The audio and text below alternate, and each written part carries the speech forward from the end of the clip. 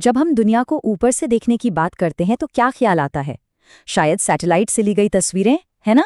लेकिन जरा रुकिए, क्या हो अगर एक नई तकनीक हमें एक ऐसा नजरिया दे रही हो जो पहले कभी सोचा भी नहीं जा सकता था?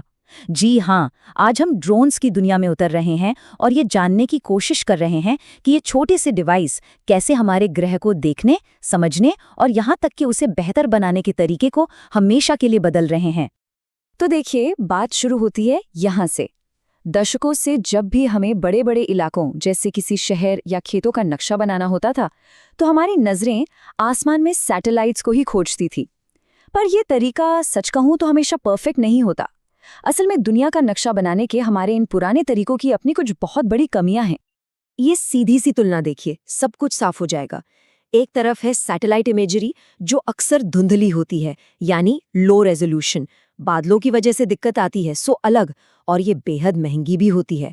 और दूसरी तरफ हैं हमारे ड्रोन्स, जो एकदम क्रिस्टल क्लियर हाई रेजोल्यूशन तस्वीरें देते हैं। ये बादलों के नीचे उड़ सकते हैं, और सबसे बड़ी बात, जब हमें डेटा चाहिए तब मिल जाता है। तो फिर मैपिंग की इन सारी समस्याओं का हल क्या है?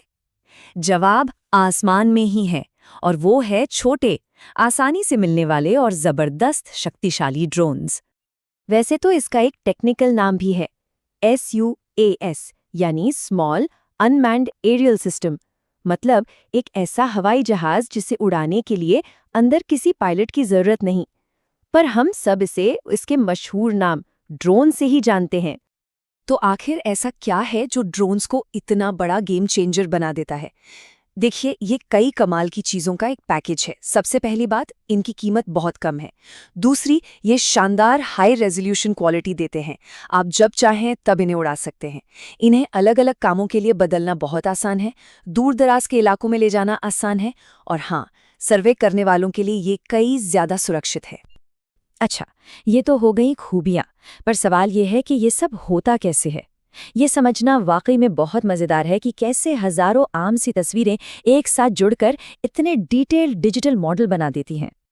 इस जादू के पीछे जो साइंस है, उसे कहते हैं फोटोग्रामेट्री। अब ये सुनने में थोड़ा भारी भरकम लग सकता है, पर इसे ऐसे समझिए जैसे आप एक बहुत बड़ी 3D डिजिटल पहेली सुलझा रहे हैं, जहां पहेली का हर टुकड़ा एक तस्वीर है। सॉफ्टवेयर इन हजारों तस्वीरों को एक साथ जोड़कर सटीक 3D मॉडल और नक्शे बना देता है। ये पूरा काम बस 3 आसान से कदमों में हो जाता है। पहला कदम, प्लान और फ्लाई। इसमें एक ऑटोमेटिक फ्लाइट का रास्ता तय किया जाता है ताकि कोई भी हिस्सा छूट ना जाए। दूसरा कदम, फोटोज की प्रोसेसिंग। इसमें खास सॉफ्टवेयर इन सभी तस्वीरों को एक लाइन में लाता है। और फिर आता है तीसरा और आखिरी कदम, मॉडल बनाना। इन तस्वीरों से बनता है 3D पॉइंट क्लाउड, यानी लाखों डिजिटल डॉट्स का एक जाल जो किसी भी जगह का एक सटीक 3D मॉडल तैयार कर देता है। ये देखिए, ये है वो पहला कदम। असल में ऐसा दिखता है, जमीन के ऊपर एक ऑटोमेटिक फ्लाइट ग्रिड बनाया जाता है ताकि ये पक्का हो सके कि हर इंच का डेटा कैप्चर हो। सब कुछ पहले से तय और एकदम सटीक होता है। और नतीजा? अरे, फर्क तो जमीन आसमान का है। एक तरफ है सैटेलाइट की वो पुरानी धुंधली सी तस्वीर, और दूसरी तरफ है उसी जगह का ड्रोन से बना क्रिस्टल क्लियर ऑर्थोमोज़िक नक्शा। इसका मतलब है एक ऐसा नक्शा जिसमें कोई डिस्टॉर्शन नहीं है, हर चीज एकदम सही स्केल पर है। क्वालिटी और डिटेल में जो फर्क है वो साफ साफ दिख रहा है।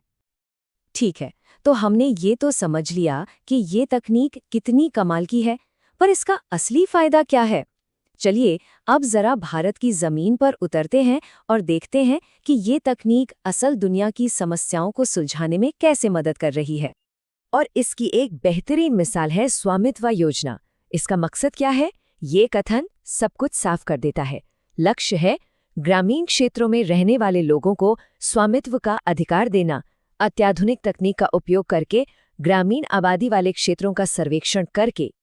सोचिए, भारत के गांवों में करोड़ों लोगों के पास अपनी जमीन के पक्के कागजात नहीं हैं। इसी बहुत बड़ी समस्या को सुलझाने के लिए है स्वामित्व योजना। इसका मकसद है लाखों लोगों के लिए जमीन के सटीक रिकॉर्ड बनाना।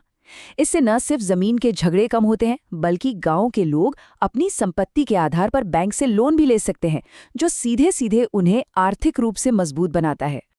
और ये मत सोचिए कि ये कोई छोटा मोटा काम है। हम बात कर रहे हैं पूरे पूरे जिलों की मैपिंग की, जैसा कि आप गोंडा जिले के इस नक्शे में देख सकते हैं। इसका पैमाना बहुत बड़ा है। और इससे मिलता क्या है? इससे बनते हैं ऐसे खसरा नक्शे जो हर एक जमीन के टुकड़े की सीमा को एकदम साफ साफ दिखाते हैं। सोचिए, कई लोगों के लिए तो ये पहली बार है कि उन्हें अपनी जमीन पर इतनी कानूनी स्पष्टता मिली है। पर कहानी यहीं खत्म नहीं होती। जमीन के नक्शे तो एक बात है, पर क्या हो अगर यही ड्रोन किसी की जान बचाएं? जी हाँ, आई ड्रोन प्रोजेक्ट के साथ ठीक यही हो रहा है। जरा इस नंबर को देखिए, 17,275। ये कोई आम नंबर नहीं है। ये है उन मेडिकल सप्लाईज की संख्या जिनमें वैक्सीन्स भी शामिल हैं, जो ड्रोन के जरिए भारत के उत्तर पूर्व के उन दूर दराज इलाकों में पहुंचाई गई जहां पहुंचना बेहद मुश्किल है। ये सीधे सीधे जाने बचाने वाला काम है। तो ये सब देखकर एक बात तो साफ है, भविष्य आसमान में है। और अच्छी बात यह है कि भारत में भी अब इस भविष्य के लिए दरवाजे, या कहिए कि आसमान, खोले जा रहे हैं। यहाँ सबसे बड़ा कदम है भारत के ड्रोन नियम 2021। इसने पूरी सोच ही बदल दी है। अब हर चीज के लिए परमिशन लो वाले सिस्टम से हटकर भरोसे और सेल्फ सर्टिफिकेशन वाले सिस्टम की तरफ बढ़ा जा रहा है। और ये बदलाव कितना बड़ा है, ये चार्ट देखिए। पहले जहां 25 तरह के फॉर्म भरने पड़ते थे, अब वो घटकर सिर्फ 5 रह गए हैं। मतलब कागजी कार्रवाई में जबरदस्त कटौती। तो इन नए नियमों का फायदा क्या है? अरे बहुत कुछ है। कई तरह की अप्रूवल्स तो खत्म ही कर दी गई। लाइसेंस की फीस इतनी कम कर दी गई है कि बस नाम के लिए है। अगर कोई छोटे ड्रोन को शौकिया उड़ा रहा है तो पायलट लाइसेंस की भी जरूरत नहीं। और सब कुछ आसान बनाने के लिए एक डिजिटल स्काई प्लेटफॉर्म है। इतना ही नहीं, सामान पहुंचाने के लिए ड्रोन कॉरिडोर बनाने पर भी काम हो रहा है। तो बात साफ है, ड्रोन हमारी दुनिया को देखने का नजरिया बदल रहे हैं, ज्यादा साफ, ज्यादा सटीक बना रहे हैं। ये हमारे काम करने, रहने और एक दूसरे की मदद करने के तरीके बदल रहे हैं। तो अब सोचने वाली बात यह है कि इस नई और पेनी नज़र के साथ हम अगली कौन सी बड़ी मुश्किल को हल करने वाले हैं।